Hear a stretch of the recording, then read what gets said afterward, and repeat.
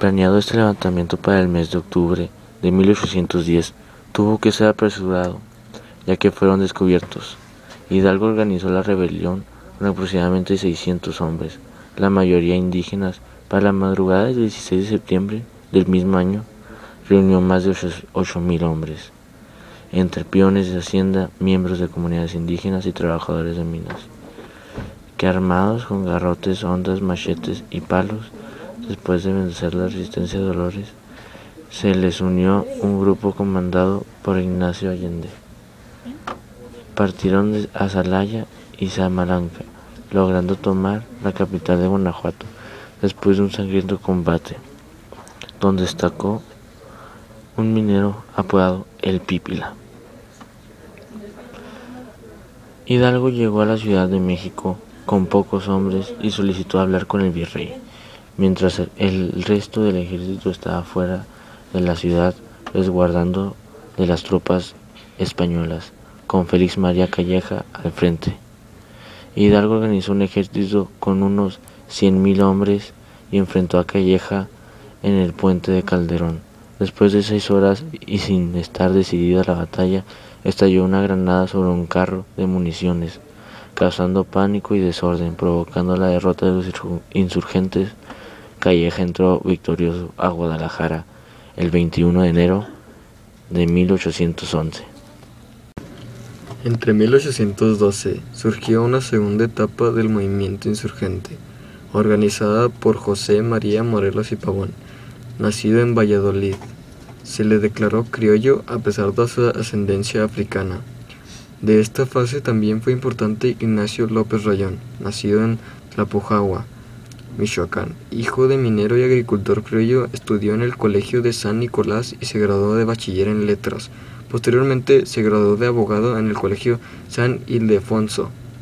Fue secretario de Hidalgo. Propuso crear una junta directa a la guerra de la independencia mientras esto sucedía en Nueva España, en Cádiz, España. Para marzo de 1812, las Cortes firmaron su primera constitución liberal.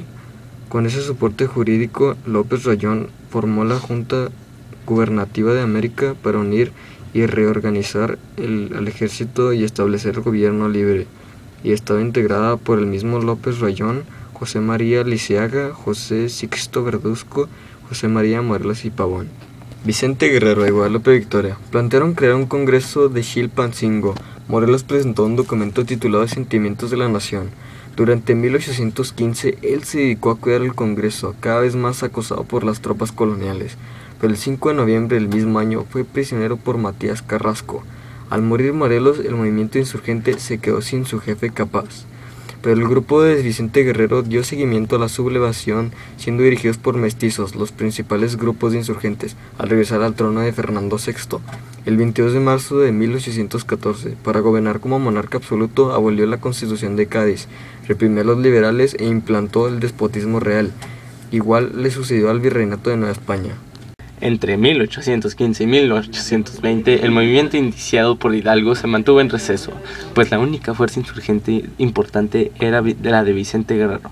Los españoles entraron en un periodo de cierta tranquilidad económica y política, lo que causaba pena a los criollos, ya que los dejaba fuera de toda posibilidad de ascenso social y esperaban el momento propicio para intervenir de nuevo.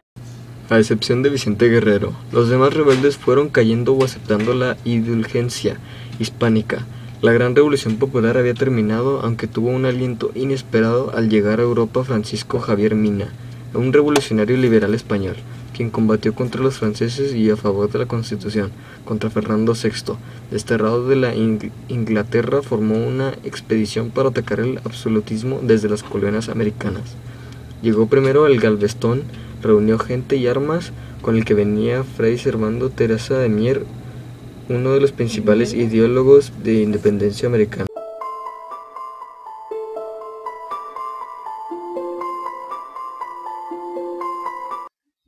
La ocasión que los criollos esperaban se presentó al inicio de 1820 al triunfar en España la rebelión liberal, y Fernando VII tuvo que jurar la Constitución de Cádiz en 1812, donde se estipulaba la disolución de las órdenes religiosas, libertad de imprenta, secularización y utilización de los tesoros de la Iglesia y de las catedrales.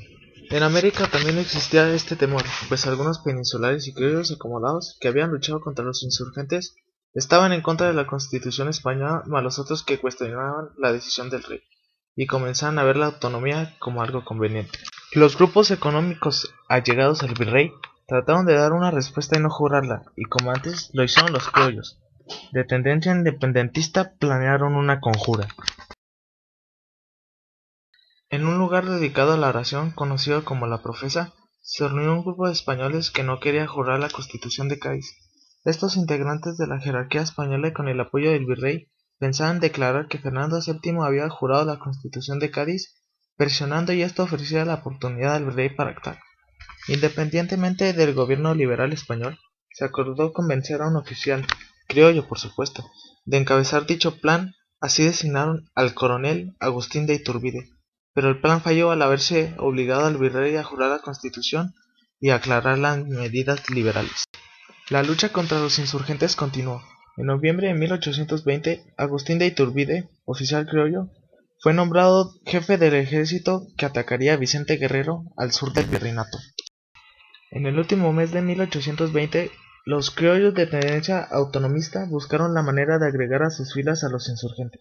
Iturbide y sus más cercanos colaboradores redactaron una proclama donde especificaba cómo lograr la independencia en México. Unidos los criollos independentistas con los insurgentes bajo el respeto de la religión católica. El modelo era un gobierno monárquico constitucional. Guerrero otorgó su apoyo. Iturbide proclamó mediante el Plan de Iguala la independencia de México. Ese mismo día hizo circular a todos los grupos en territorio americano, al virrey y a las otras autoridades civiles, religiosas y militares, especificando que la libertad propuesta por el Acta de Independencia incluía a todos los americanos y a los europeos, africanos y asiáticos. Al lograr Iturbide la adhesión de Guerrero, el virrey lo puso fuera de la ley, lo que desató una lucha entre las tropas leales al rey contra el ejército trigarante, en el que había antiguos insurgentes y realistas. En estos enfrentamientos los oficiales del ejército expedicionario español difundieron las ideas libertarias y convirtieron el régimen colonial. Además, al restablecer la Constitución de Cádiz, se eliminó el cargo de virrey por el de jefe político y superior y las Cortes españolas. Con este título se nombró a don Juan de O'Donoghue en enero de 1821. En la ciudad de Córdoba firmaron un tratado donde se aceptaba la independencia. Agustín de Iturbide entró a la Ciudad de México el 27 de septiembre de 1821, al frente del ejército de las Tres Garantías. La independencia se consumó después de 11 años. 8 días después se instaló la Junta Provisional Gubernativa, compuesta por 38 personas nombradas por Iturbide. Destacó la congregación de hombres pertenecientes a las altas clases sociales que no deseaban que el resto de la población se beneficiara con la independencia. La Junta Provisional Gubernativa excluía a los antiguos insurgentes del nuevo grupo en el poder, pero aceptaba un número considerable de abogados y eclesiásticos procedentes del tradicional baluarte de la clase media, los ayuntamientos y las diputaciones provisionales. En esta junta decretó el acta de la independencia del Imperio mexicano y nombró una regencia con Iturbide como presidente. Pronto, la división de partidos en el seno de la Junta reveló la reanudación de la lucha. Apoyado a Iturbide se reunieron los miembros del ejército, el alto clero, los hacendados y los nobles criollos.